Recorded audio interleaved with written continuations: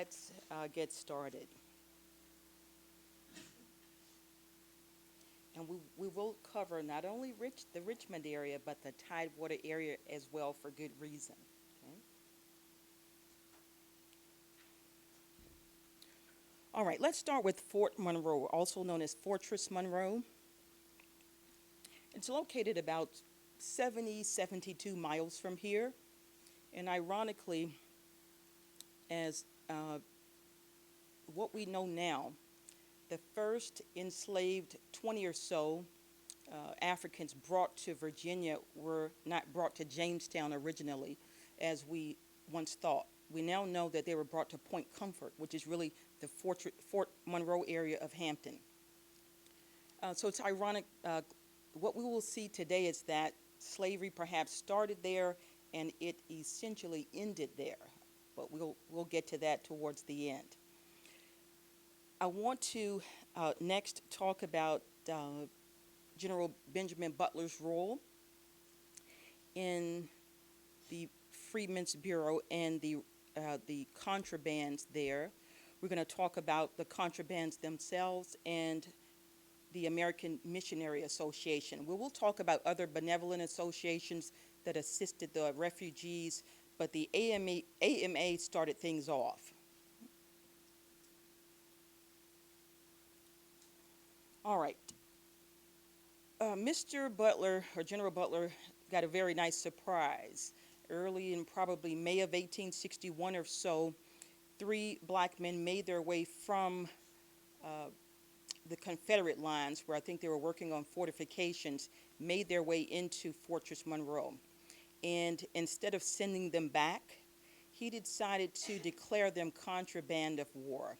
And what we will see is that really started them on a trajectory in thousands towards freedom. Okay? So again, we're not talking about horses or cattle or guns, but this time we're talking about people. All right, now, I don't think anybody can state that he really knew what the impact would be as a result of his decision when he decided not to give those people back, if you will. Thousands began to flock. Now, he had to have some backup after that, of course. He declared it, but what we'll see, and I'll just summarize this, is that we would have the first and second confiscation acts. And that second one really broadened the nature of what was really about to be done in terms of acquiring freedom for them, because they were somewhat suspended. If you think about it, you still had the Fugitive Slave Act. Okay, so having said that, if you really look closely, and if I say class, I'm sorry, but I'm also an educator, so sometimes I lecture from 5 to 10 hours a day, and I slip into the class mode. Okay, but what you will see when you look at those first and second confiscation acts, and James Oakes did a great book on it in 2013, you'll see that it really set up the infrastructure for the Emancipation Proclamation, really almost in a cookie cutter fashion. All right, but having said that, let's take a look at what the outcomes were as a result of that. Again, thousands flocked to the Union strongholds, and they were called contraband. So you hear about contraband camps, and we'll talk about that. Now, as you can imagine, when you have thousands of people, everyone flocking behind the Union lines, you're going to need great assistance with rations, clothing, foodstuffs, and education. All right, now, the illustrated monthlies were quite popular during this time. If you want to see some really nice Civil War etchings, Frank Leslie's and Harper's are really great. And what I also have done today, everyone, is I've pulled from different sources, primary sources, secondary sources, places like the Library of Congress, and also some of the illustrated monthlies, if you will. I think some of the most powerful things will come from the first person narratives, and you'll see what we're talking about. This comes from Frank Leslie's Illustrated, and I think it dates to, I believe, of course, that's roughly 1861 or so. And You've got scenes that depict those three fellows that made it to Fortress Monroe, who were not turned away. You can see, because it is a fort, you can also see people making it in, crossing the moat, so on and so forth.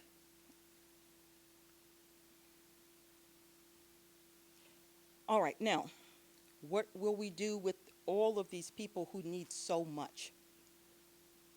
The American Missionary Association wrote down to ask or inquire as to what they could do. And essentially, General Butler said, we need everything. So they sent the Reverend Lewis Lockwood down, and in short order, he set up Sabbath schools, and he set up the first known day school in the South for the freedmen. His choice was an incredible one indeed. It was the choice of choosing Mrs. Mary Smith Peake. So let's talk a little bit about her and why she was eminently qualified. Everyone, she was already actually teaching the freedmen and enslaved people in the Hampton area. Now let's go into her life a little bit, just in a cursory way. Mrs. Peake was born earlier in the 1800s. She was in Norfolk, by the way. She was sent up to Alexandria to be educated, came back, and with missionary zeal decided to do for all that she could. I mean, food, clothing, and educating others. She married, moved to Hampton, and she married Thomas Peake. She was Mary Smith Kelsey before that.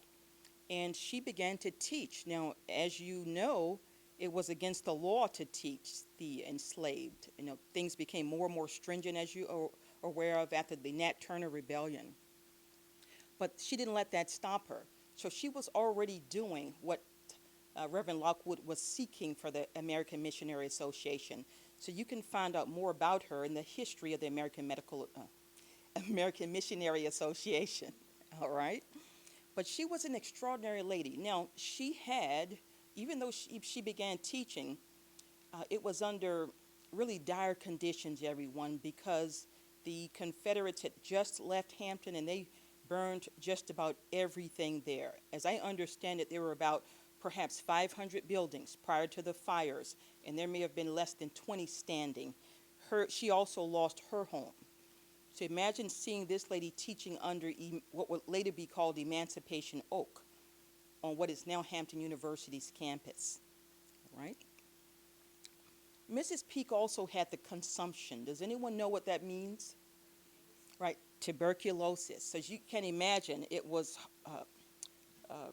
really stressful for her to teach. I mean, she taught the little ones all the way to the gray hairs, as they called them, and everyone in between. But she tirelessly did all that she could to educate the freedmen and those who were the contrabands, somewhat in a suspended state there between freedom and true freedom. Now, she began in September the 17th, 1861, but by February, her health had deteriorated so badly that they had sent for assistance, and she died actually in February 1862 from that consumption. But the powerful part of it is, everyone, is that she taught even from her deathbed, which is incredible. She was one of the most pious women you'll ever read about. And I would encourage you to read Lockwood's biography of her. It's a powerful story, powerful story. She was the daughter, I failed to mention, everyone, that she was free. She was the daughter of a free black woman and reportedly an Englishman. Okay? Absolutely, because she was at the very least biracial. Mm-hmm. All right, now, roughly before we get to the Bureau officially, obviously the benevolent associations have beaten the Bureau to the punch. The Bureau wasn't formed until March of 1865, but nevertheless, the educational opportunities really began in an organized fashion in 1861. Now, I stumbled upon a wonderful set of articles that was most intriguing, and three of them literally had the same title. the Union Army as an educational institution for the Negro. Actually, and I didn't know this until months ago, everyone, but in 1862, Thaddeus Stevens put forth a resolution stating in effect, and I'll summarize it, that the colored regiments needed to have chaplains that were also responsible for educating them. So if you look at this, you can see that the educational endeavor started a lot earlier than we thought, and perhaps we can look at Reconstruction starting even earlier than we thought. I mean, that was really some progressive and forward thinking there. There are first-person narratives of seeing black men recuperating in hospitals and one reading the alphabet to the other. You can imagine scenes like that. But officially, once again, and I'll go back to Lucy Chase and Sarah Chase, but officially the Bureau of Refugees, Freedmen, and Abandoned Land started in March of 1865. But as you can see, the educational efforts, again, started far earlier than that. We see it within colored regiments. Those regiments were formed, and they could be formed, of course, after the Emancipation Proclamation went into effect. Okay? But the educational arm started officially here in Virginia, roughly June. Okay? One of the biggest people that you'll hear about is the Reverend Rouser Morse Manley. And he was the head of the educational arm for the majority of his tenure here in Virginia. We're going to see that, too, he was really eminently qualified for what he did. Let's look at the role of benevolent organizations. Now, how do we combine the works of these benevolent organizations from the North mainly with the Bureau? And what we see, everyone, is that there was a division of labor, if you will. Those benevolent organizations that were mainly headquartered in the North were responsible for paying the teacher salaries for the most part. And the Bureau was mainly responsible for the acquisition of the land, repairs on buildings, and that sort of thing. Now, each of them had their own superintendent, so at times it got a little dicey, if you will, but they managed to work things out. So let's take a look at those benevolent organizations. Again, the American Missionary Association was the first to really start things off in an organized manner, and the Friends, as we know, as the Quakers, weren't very far behind. Now, these are just some of the organizations, everyone. You got the American Missionary Association, the New York National Freedmen's Relief Association, the New England Freedmen's Aid Society, the American Baptist Home Mission Society. And what we need to stress is that the freedmen themselves also taught and also provided land and also built buildings. So we can't leave them out. It wasn't just, as you'll see, Yankee school marms, and that's spelled M-A-R-M-S. Okay, it was a desire to help from all corners, if you will. All right, now, we're going to, yes, ma'am.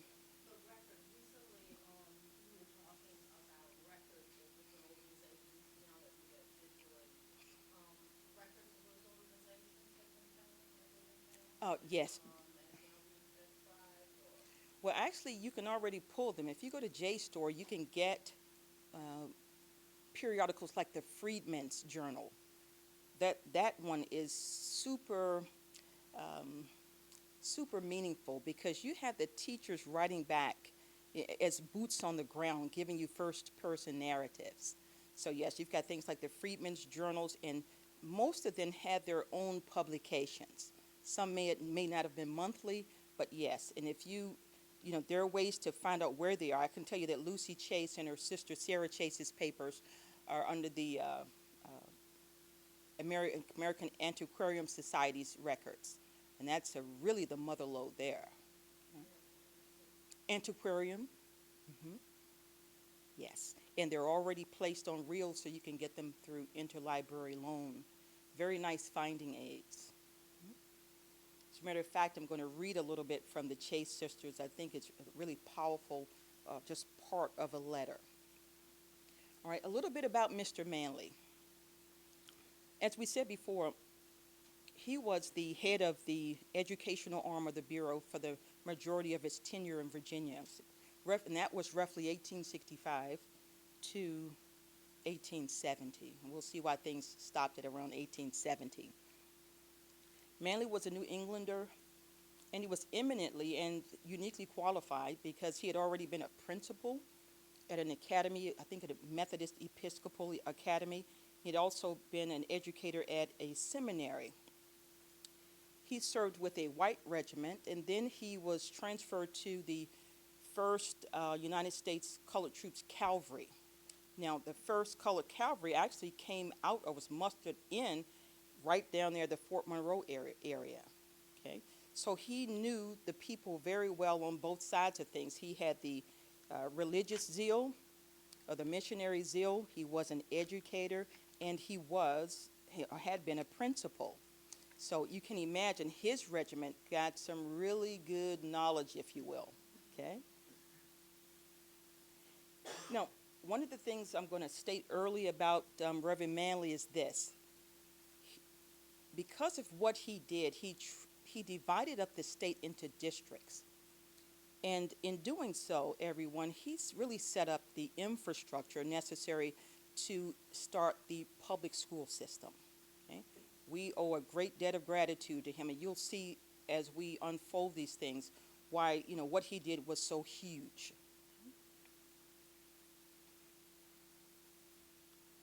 All right, now we can talk about Lucy Chase and her sister Sarah Chase. When the call went out for help, many New Englanders answered the call. And you can imagine some of those parents had to be quite frightened. They're sending their young daughters down here in territory during the war, enemy territory. And conditions were harsh. There's no question about it. If you read the letters of Lucy Chase and her sister, they were sometimes in dire straits right along with the contraband people. They appear to have set up shop in and around Craney Island, which is in the Norfolk area. And as such, they didn't just teach the reading, writing, and arithmetic. They had to actually minister to the sick, impart religion, social skills, moral skills. They were in charge of feeding people. They played middlemen and middlewomen to squash arguments. You name it, the Chase sisters did it. And they did it with missionary zeal. Now, having said that, that was 1863, by the way, when they came down. All right, and having said that, let's move now to 1865, after the fall of Richmond, April the 3rd. Within 2 weeks, Lucy Chase and her sister arrived in Richmond to start Freedmen's Bureau schools here. Can anyone answer why we didn't have the Freedmen's Bureau schools here earlier like we did down in the Tidewater area? Absolutely. They couldn't overrun Richmond, absolutely. So finally it was safe to come here. And I want to read just a snippet of the letter that they sent, April the 18th. This comes from the Freedmen's record. So this is one of those boots on the ground letters, if you will. I'll just read in part. On the 14th of April, 1865, less than 2 weeks after Jefferson Davis left the door open behind him, the colored children crowded to their churches in Richmond to give in their names as scholars. Today, my sister and I opened our school with 1,075 scholars. Just think about what that looked like. People were so eager. You're talking about 5-year-olds to 80-year-olds. They were met 1,075 people ready to get to work to learn how to read. They were met them in the First African Church, and that's the church that you see there. This is the church in which Virginia decided to leave the Union, and where Davis, Campbell, Hunter, and others met with the multitude a few weeks ago and strove to manufacture peace. Our hands were full on this 18th day. To 50 of our scholars who were over 16 years of age, we gave them one lesson only as a foretaste of what they shall enjoy in the night schools. So for the people who were over 16, they gave them a taste of what they would encounter, and then they placed them into night schools. But they were still dealing with hundreds after that. This is in one church. Okay. Right then, yes, it was. Absolutely. So they actually got there before Reverend Manley could set up shop and before the Bureau could officially set up shop. Okay? Before Nat Turner's rebellion, the consent of the master alone stood between the slave and his book and the law that withdrew the book.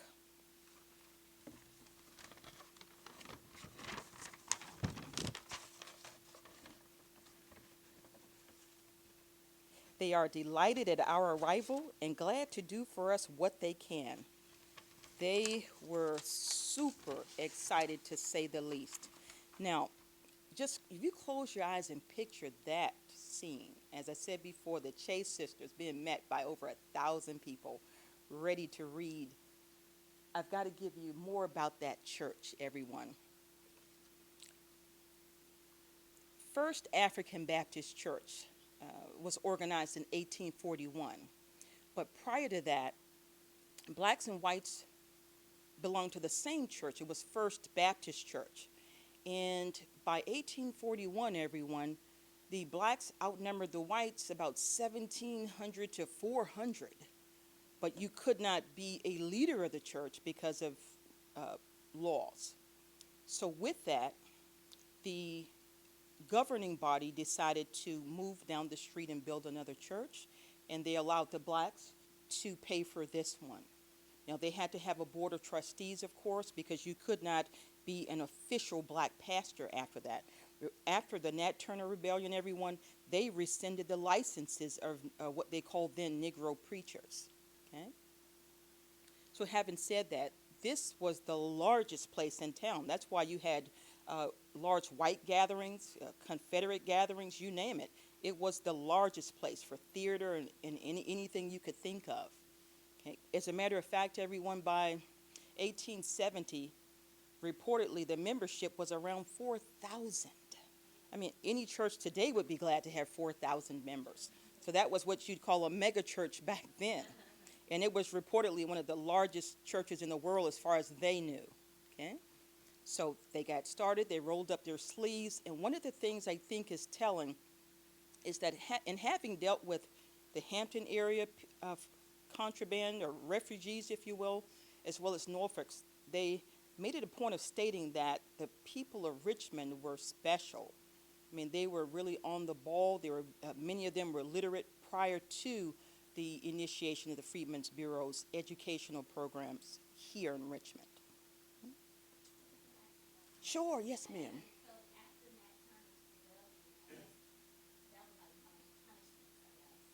Well, you keep in mind that was a scary thing when you have the murder of men, women, and children. I guess upwards of 55, but on the other end, as revenge, you had upwards of perhaps 200 blacks slaughtered just because. So it was, a scary time. And as such, you see more and more stringent laws enacted. The one about teaching, getting in trouble for teaching them. They weren't able, because he was a preacher, they lost the right to, run their own churches. There are exceptions to that still. But one of the things that's quite interesting about First African, Reverend Ryland was the pastor for the first 25 years. He was a white pastor who was also the president of the forerunner of the University of Richmond. Now, the black men could not preach, but they were allowed to exhort and say these very long prayers that essentially ended up being the same thing. Okay, there are ways to get around things. Okay. By the way, the parent church was formed here in 1780. So you had the blacks and whites worshiping together at that First Baptist Church before the split. Okay? And by the way, they were taught in the early 1820s. You'll see that a couple of fellows, the Crane brothers, actually instructed them And one of the first black missionaries, Lot Carey, to go to Liberia was at that church. And you think about it, everyone, the same alphabet you used to read the Bible can allow you to read the newspaper, okay? Yes. Any questions about that first African? What we're going to see, or what I'll tell you, is that we had at least 5 churches, black churches, that were founded prior to freedom. And virtually all of them, everyone, had a Freedmen's Bureau school. So that tells you that the black church and these schools were inextricably linked. The black church was the center of the black universe. Education, social justice things, giant mass meetings, you name it, it occurred at the church. Okay? This Second Baptist, by the way, was split off from the white Second Baptist, if you will, in 1846. Then we had Ebenezer being founded in 1858, 3rd Street Bethel in 1856. We also had St. Philip Episcopal Church. All of them had Freedmen's Bureau schools. Okay? All right, why am I showing Chimborazo Hospital? What do you know about Chimbo? Okay, well, Chimborazo Hospital is pretty much where Broad Street is when you go all the way down into Church Hill. That's where the National Park Service is located today, in the really beautiful overlook of the city. That, everyone, was the largest hospital in the world at the time. They had across those barracks, which you really can't see, well, you can see these. And on any given day, they had between probably 5,000 and 7,000 patients. So it was huge. But after the war, it was used as at least one Freedmen's Bureau school. Okay? There were several, actually. I want to mention something about a noted black preacher during the slavery period, and that was the Reverend John Jasper.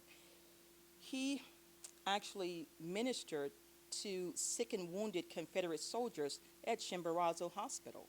Okay? And this is a black preacher. But he was so unique and so gifted that, people didn't care what his color was. He is said to have actually been instructed for a few months by a wounded Confederate soldier, where he learned his, quote, letters. No.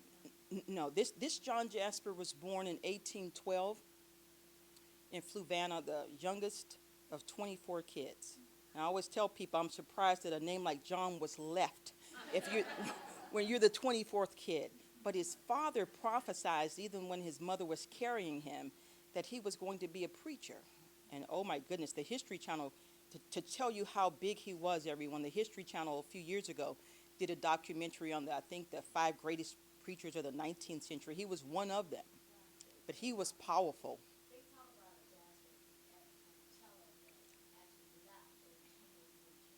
Okay, yeah. Oh, right, no, right. Yeah, great question. Yes, he was born at Fluvanna, so we know where he came from. They're not that far apart, though. So it's Chimbo. Again, he ministered not only to Confederate soldiers at Chimborazo, he also ministered to them at one of the other Confederate hospitals. I believe it's 19th and Franklin, or somewhere in that area. All right, here we are again with another Frank Leslie's wonderful illustration. This is Mrs. Cook's class. So this is, a rare etching of an actual class that was located on the grounds of that Chimborazo Hospital. So it went from being, a Confederate hospital, of course, at the fall of Richmond. As you can see, you've got people learning, reading. It looks like people are sewing. You had Lucy Chase and her sister weren't the only ones. Now, this dates to about 1866. But it shows you that in terms of African American associated sites, oftentimes things like this are overlooked. A lot of people aren't aware of the fact that, Chimborazo was a site of a Freedmen's Bureau school. Okay? All right, now, even though Manley set up shop and the Chase sisters came in April, generally the schools in an organized way got their start in roughly October across the state. So this is the very first visual delineating of course, the 3rd District, and that included Richmond. That's why I chose that one. And you're going to notice something very fast when you take a look at the sites of these schools. Chimborazo, it was, the teachers were paid by the New York Freedmen's Relief Association. It gives you the number. So this is a nice primary document. I love to teach with primary documents. It tells you that it has a night school of 100 and 1 colored teacher, a man. Second Baptist Church, which was formed in 1846, gives you the number, and also the number of schools, by the way. 5 colored lady teachers at Second Baptist. We have Ebenezer Baptist Church, which is still in its same location, everyone. So the Freedmen's Bureau School was in the basement, so if you take a trip over there, you're actually standing where that Freedmen's Bureau School was. That's incredible. 2 years ago, I was blessed to lecture on the early black church here in my father's house, along with Ed Ayers. And, you know, to be there, it's a magnificent church.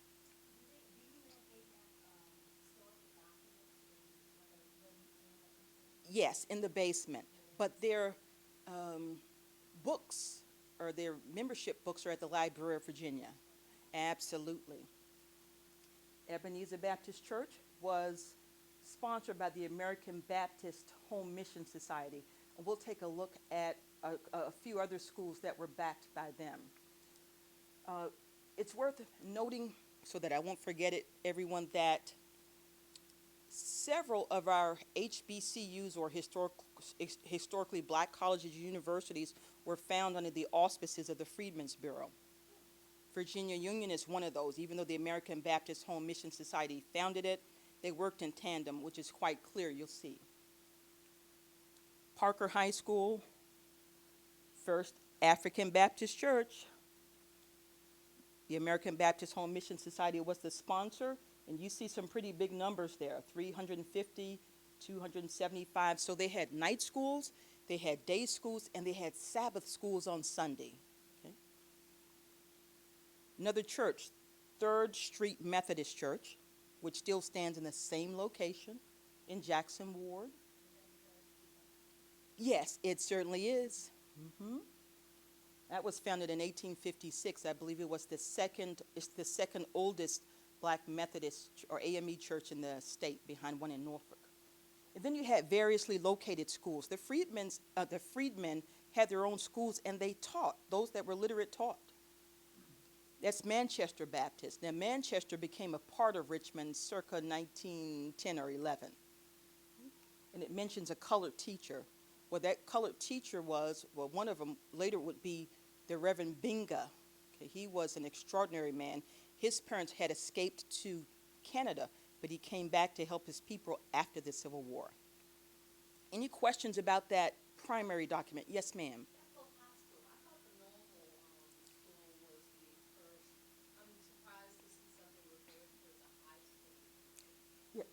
This one is unusual. I've seen very little information on that one, but I'm deducing that Reverend Parker, who was sent here by the American Baptist Mission Society, American Baptist Home Mission Society, moved around with a school. They were not successful in procuring what would become Virginia Union and space for it until about 1867, and I'll tell that story. Yes, ma'am. All right, now we talked about the ladies who came from the north. Let's talk about someone here who was eminently qualified to teach and did so.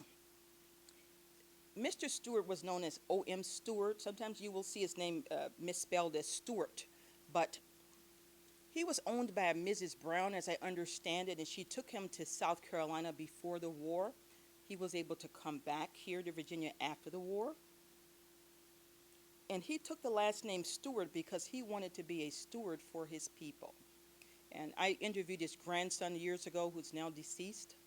But this fellow was born in around 1838, 1839. Actually, in the Freedmen's Bureau records, everyone, you will see him listed as a teacher. He had 2 or 3 schools. So he was literate. And when we finally established the public school system, he is one of those first black teachers in circa 1870. Now, if that wasn't enough, he created, along with others, in 1877, a newspaper, the Virginia Star. One of his other editors was Peter Woolfolk, who also was literate before the war, who also taught in the Freedmen's Bureau schools and taught in the public school system once it was created. These men, and this is where they were located for the Virginia Star. This is probably the first known black newspaper in Richmond. How many newspapers would you guess in terms of black newspapers? How many would you guess were here in Richmond, let's say between 1877 and 1920? It's not a big place. Yeah, I've uncovered 10 so far. And this one started things off, everyone. And if you want to see some of the most eloquent writing you could ever see, I would implore you to go over to the Library of Virginia, where they have extant copies on microfilm. It's incredible.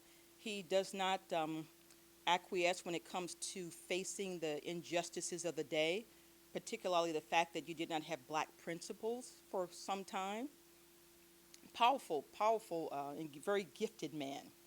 Also, as an aside, I'll mention that a little bit later, another editor joined them, Robert Peel Brooks. I don't know if you'll know of Dr. Evelyn Brooks Higginbotham up at Harvard University, but this was her grandfather's brother. This fellow went on to actually was an attorney, and he was electrifying. So people aren't cognizant in the fact oftentimes here you had black professionals in the 1870s, black lawyers, black doctors. So it's much to be, much to uncover still. Which one? Oh, Robert Peel Brooks? Yes, Robert, and the Peel is spelled P-E-E-L. He also wrote for the People's Advocate, which was published in around the Alexandria area. The Virginia Star was located right here in Richmond. Absolutely, and it was started yes, actually, North 6th Street would place it where we would call Navy Hill today, but it really was within Jackson Ward. I think you all will take a tour, right? Okay. So I'll give you a little primer. Because I was blessed to author and narrate the podcast for the Historic Jackson Ward for the National Park Service. You're going to find out that it came into being as a gerrymandered district in 1871, and it looked like a shoestring. It went all the way down to about 18th Street, and it was meant to corral as many blacks as possible into one precinct. But it became an incredible reason for why Richmond became the cradle of black capitalism. Right there in the ward, we had the first black bank chartered by blacks in all of America, and the home still stands. Okay? So those are just some things to whet your appetites for Jackson Ward. Okay? So again, I showed you Mr. Stewart to let you know that you had, quite a few freedmen teaching and providing spaces and building or repairing buildings for the Freedmen's Bureau schools. By the way, I didn't mention pay. When people could pay, according to the literature, oftentimes people were charged anywhere from 10 cents to 50 cents. It may have been a month for some places. It could have been a week. But as you can imagine, most people didn't have much of anything, okay, to really contribute to that. Now, Reverend Manley, and he was a chaplain, that first colored cavalry. Reverend Manley knew that he needed to set up schools that would train teachers to teach. And that's where the term normal comes in. We see it with a lot of the early HBCUs. Hampton, most of you know of Hampton, you're familiar with Hampton University. When it was founded in 1868, it was, Hampton Normal and Agricultural. So normal literally meant to teach teachers, okay? So they realized that they were going to have to raise up, if you will, black teachers, because the people who had relocated from the north weren't going to stay here forever, all right? Having said that, in his infinite wisdom, he founded the Richmond Colored Normal and High, more commonly called Colored Normal. And we're going to see, everyone, that this school was stellar.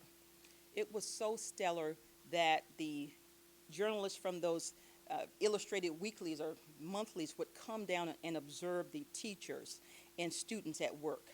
I mean, they had the best of the best because they were not a part of the school system for some time. But we're talking, this picture of circa 1871 is when this one was built.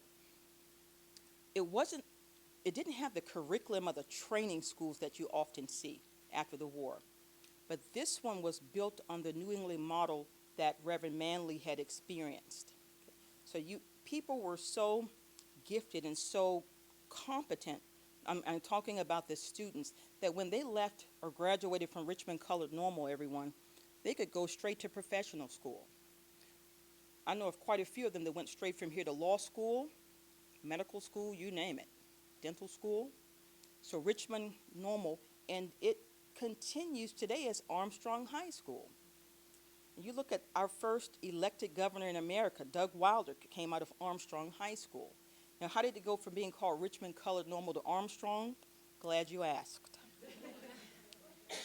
When they moved it and made this surplus, they moved the students to First and Lee Street, which you will see. And they reconsecrated at Armstrong High School in honor of Chaplain Samuel Armstrong, who founded Hampton Institute. Okay. No, sir, it does not. It doesn't. But let me tell you where it was. It was actually on 12th Street where we are between Clay and Lee. So you're talking about walking maybe 70 feet and you would have been at this school. And here there were some really violent rock fights between this school and the school for whites that was very close to here. As a matter of fact, Jefferson Davis's home, right, became a school and they had tremendous rock fights. You know, idle minds, devil's workshop. Okay. Yes, ma'am.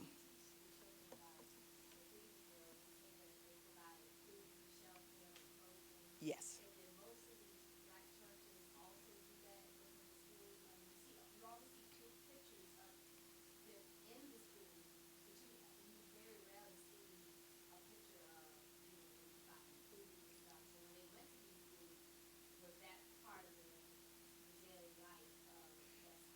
That's a great question. And based on what I have seen, those duties were separated. Not that the churches didn't do benevolent things outside of educating, but keep in mind the Freedmen's Bureau paid those churches rent. But there was a bureau here that gave out rations. A lady here actually transcribed the names of the people who received the rations. If you're interested in using that as a primary document, I think that would be interesting for the students. But when it comes to clothes, many things came from up north in barrels and such. So I can't say that I don't think these churches were qualified really to do that on a grand scale. But they did do benevolent things, absolutely. All right, now, one of my favorite, you get to see the curriculum of this school. And here you can see why these kids were so extraordinary.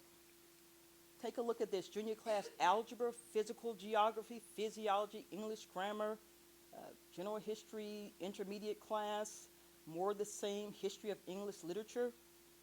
Then you had the senior class. You also had an ex-senior class where you stayed an extra year and taught at the model school, okay, and trained a little more deeply into areas of interest. Okay. So it was definitely based on the New England model that Reverend Manley had experienced. Now, there would not be any black teachers at Richmond Colored Normal until 1915. All right, this is a powerful story. It is the story of Virginia Union University. It's right here in town. One of the most notorious slave jails, everyone, was Lumpkin's slave jail, right down in that Shockoe area.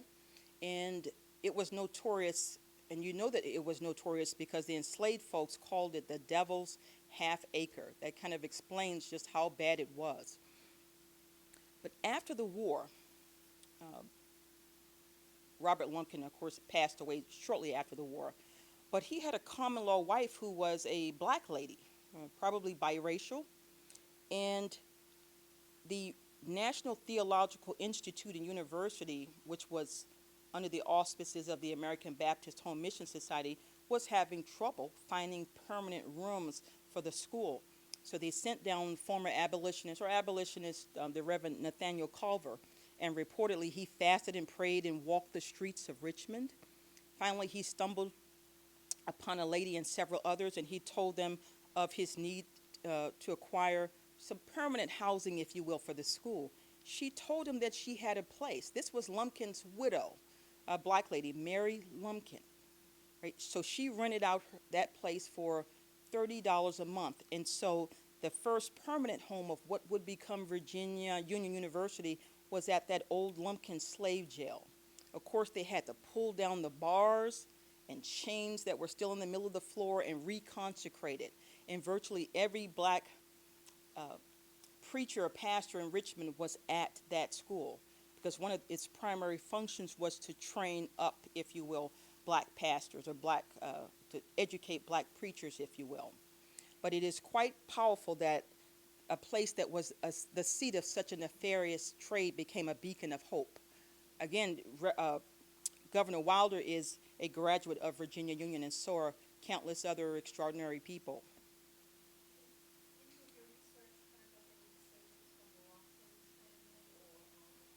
I think some people have located some of them, but I have not looked at them.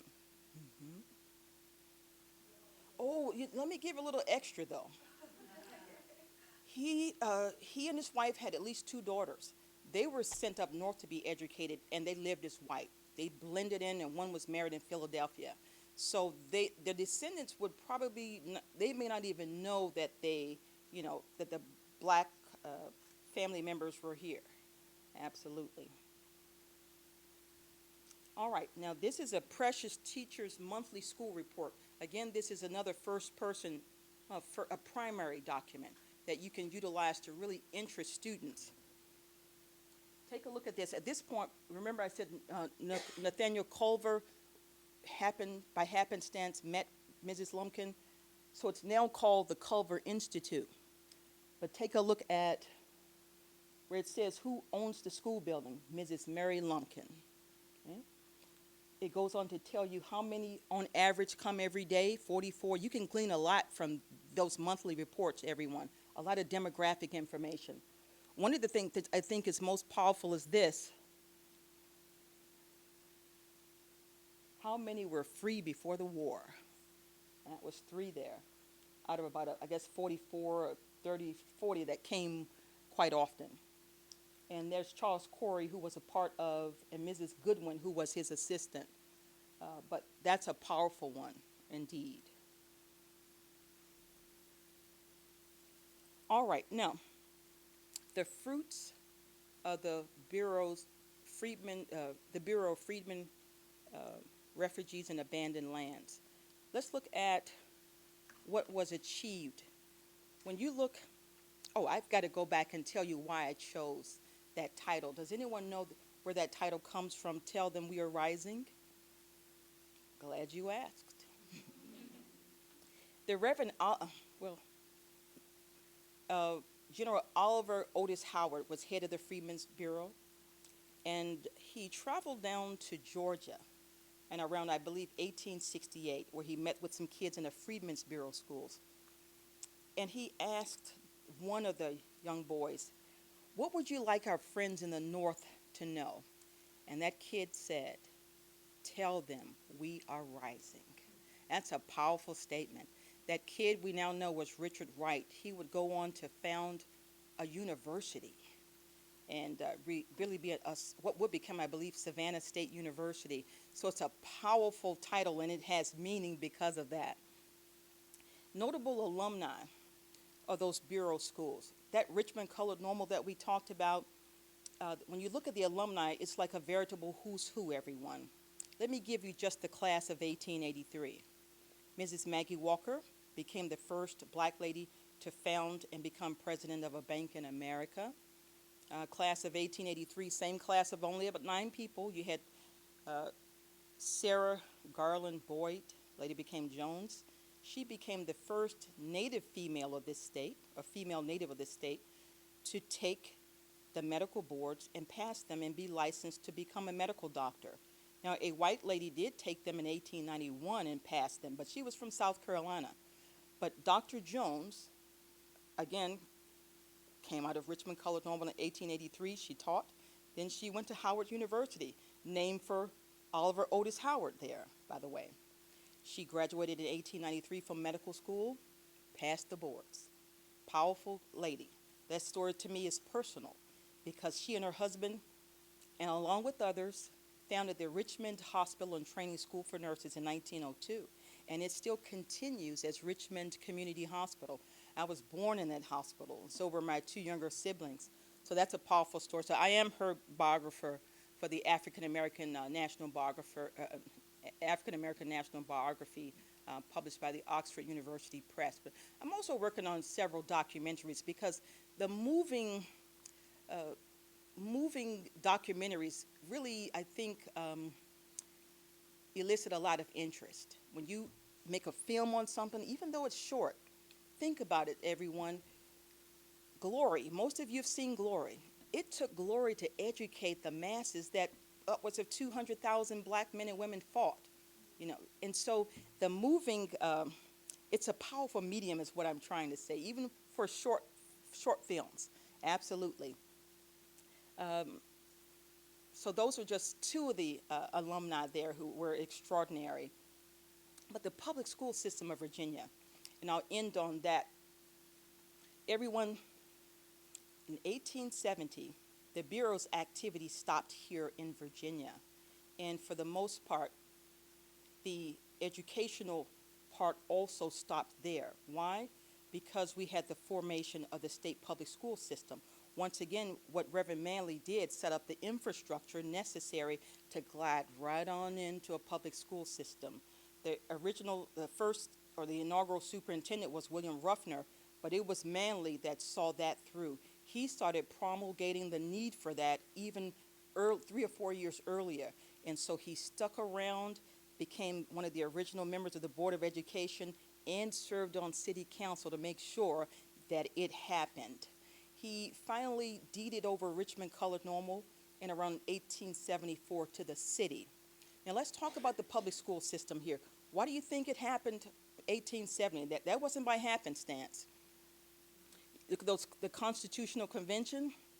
That Constitutional Convention of 1867 to 1868 mandated, at least what came out of it, public school system, ratification of that 14th Amendment. So we are all beneficiaries. And by the way, at least 24 to 25 black men served in that Constitutional Convention. That's a powerful story also that needs to be told. So again, one of the things that had to be done was the formation of a public school system. And I think on January 26th, 1870, Virginia officially rejoined the Union, as a voting entity in Congress. But everyone, we are all beneficiaries when it comes to the Freedman Bureau's educational endeavors, because we don't know when we would have had that public school system, and Reverend Manley placed all of the pegs in place for that to happen. I hope you've been inspired by just a snippet of our stories here in Richmond, and even Mary Peake's powerful story there in Tidewater, and I will stop at that for questions. Thank you for having me. Yes, sir.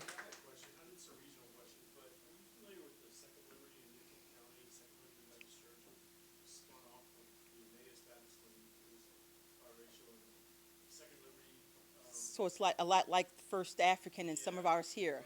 Okay.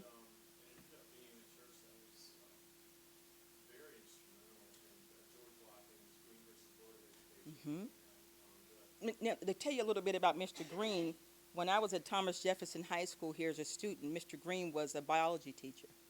Yes, nice, great man back then, so it's a small world. But yes, that there are many churches that had the biracial congregations, and for some of them, as soon as the blacks could split, they cast off their white pastors and placed their own pastors into those pulpits at the end of the Civil War. They were swift in doing that. Yes, yes, ma'am.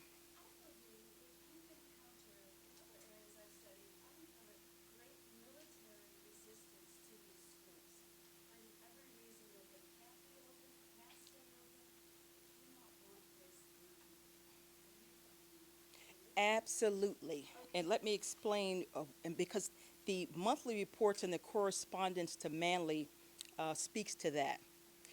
The feelings ran from amusement and indifference to outright hostility. And as such, it all depended on where you were. But for an example, let me tell you what really ruffled the feathers of some. Many felt that these school moms were coming down and they were teaching a lot more than reading, writing, and arithmetic. They were talking about social equality and suffrage and the like. And that ruffled some feathers.